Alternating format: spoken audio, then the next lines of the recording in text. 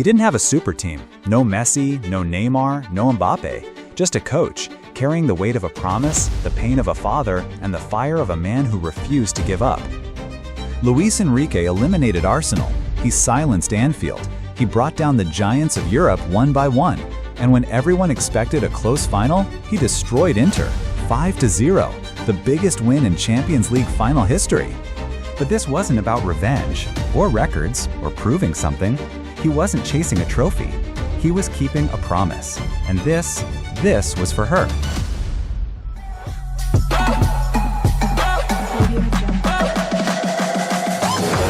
Back in 2019, Luis Enrique faced a tragedy no parent should ever go through.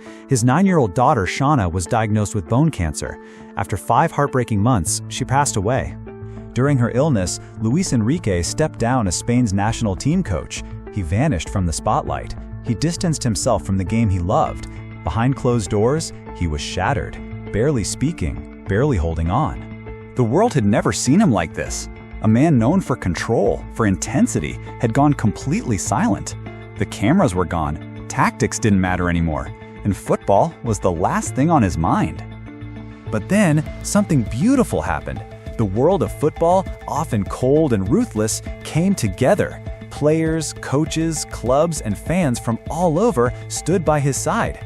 Barcelona and Real Madrid, eternal rivals, united to honor Xana. Stadiums across Europe held moments of silence.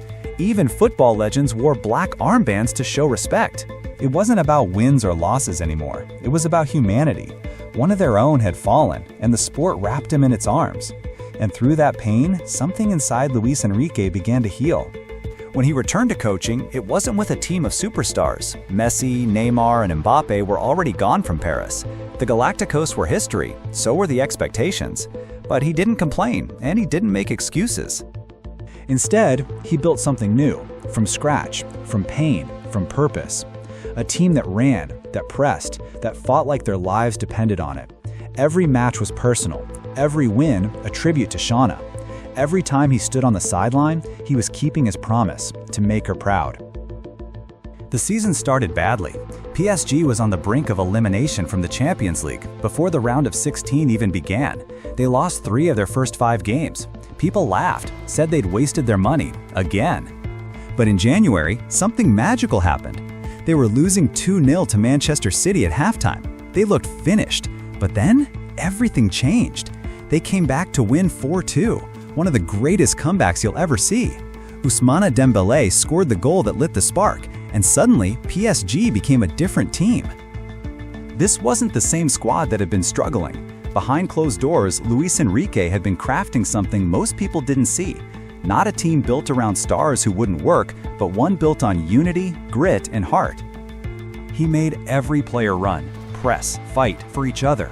And the transformation? It was stunning. PSG began pressing like wild animals, giving opponents no time to breathe. They ran more than any team in Europe. Even world-class players looked lost. Dembélé became their secret weapon. Instead of staying wide, Luis Enrique moved him to the center. That one change made him unstoppable. He started scoring non-stop. Young players like Bradley Barcola and Desiree Doué shocked everyone. They didn't cost millions, but they had more heart than anyone on the field. They never stopped running, never stopped believing. The midfield became a nightmare for every opponent. Vitinha, João Neves, Fabian Ruiz, it was like they shared one mind. Lose the ball, the 3 of them swarmed to win it back instantly. In the French league, PSG crushed every team in their path. They won the title with 6 games left, scored 86 goals, barely conceded.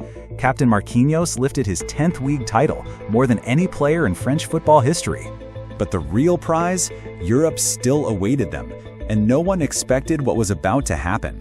After that comeback against Manchester City, PSG became the team everyone feared most. They eliminated Liverpool in a penalty shootout that had fans across the world on the edge of their seats. After the match, Liverpool's coach said something that stunned the football world. He admitted PSG was the best team in Europe that season, and this came from a coach whose team had been one of the favorites to win it all.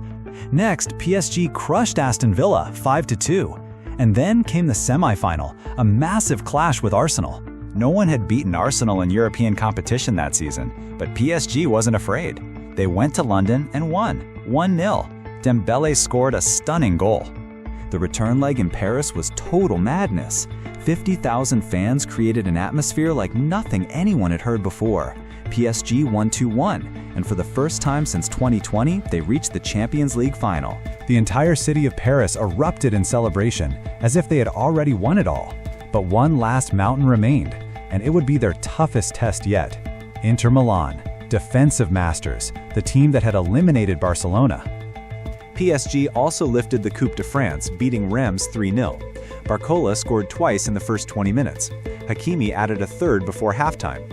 They had completed the domestic double. Now they were ready for European glory. And the numbers? They told the story of a season no one could believe.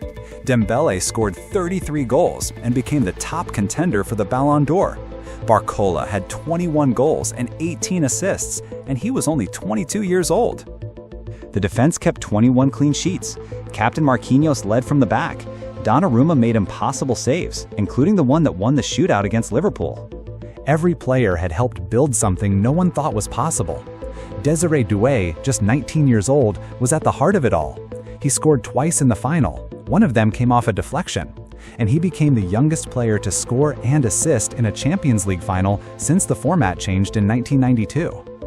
Hakimi opened the scoring after a beautiful team move. Kvaratskhelia and substitute Seni Mayulu added to Inter's humiliation.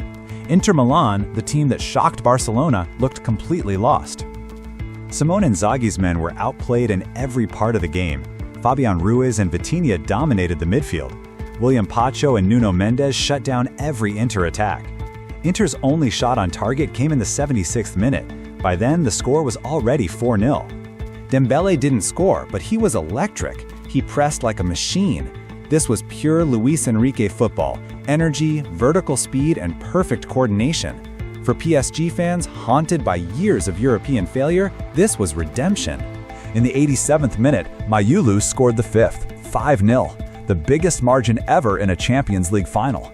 Mayulu sprinted away in disbelief. It was a night no one would forget. Final whistle. Inter crushed, and PSG winners of the treble. Ligue 1, Coupe de France, and finally the Champions League. But the most powerful moment of the night didn't come from a goal or a trophy. It came from a memory and a promise.